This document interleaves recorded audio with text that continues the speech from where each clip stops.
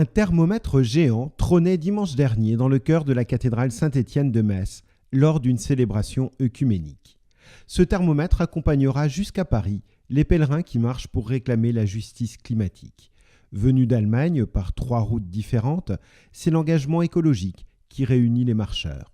Pour guider le groupe venant de Ludwigshafen dans sa traversée de la Moselle, Jean-Louis Charles.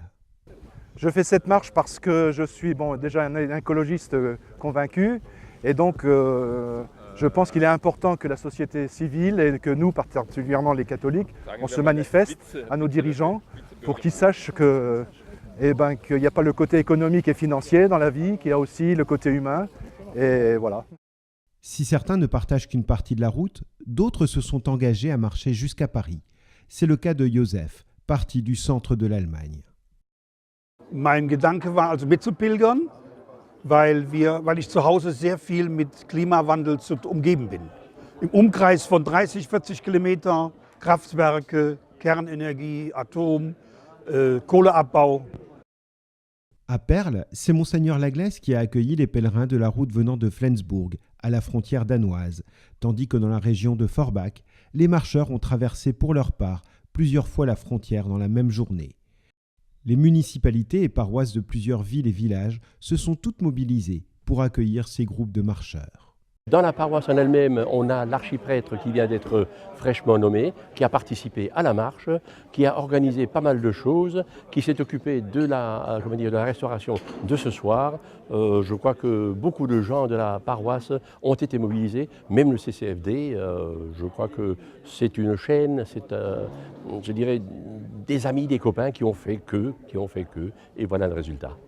Cette marche, initiée par les chrétiens catholiques, orthodoxes et protestants, a également été un moment fort pour vivre l'œcuménisme, comme en témoigne la célébration à la cathédrale de Metz. L'évêque y a salué une fois de plus l'engagement des marcheurs. Votre démarche est un témoignage de fraternité à l'égard de tous les éléments qui nous ont été donnés par le Père. Nous pouvons dire ensemble « Frère Feu, Frère Soleil, Sœur Lune, Sœur Eau ». Alors, nous devons respecter avec humilité la création et contribuer à faire grandir l'humanité avec sagesse. Ainsi, il convient que l'homme développe ses capacités tout en préservant la beauté de la création. D'autres, tels le pasteur Conrad Mohr de Sarreguemines, ont voulu marcher. Et c'est après une journée éreintante qu'il conclut en soulignant la responsabilité des églises.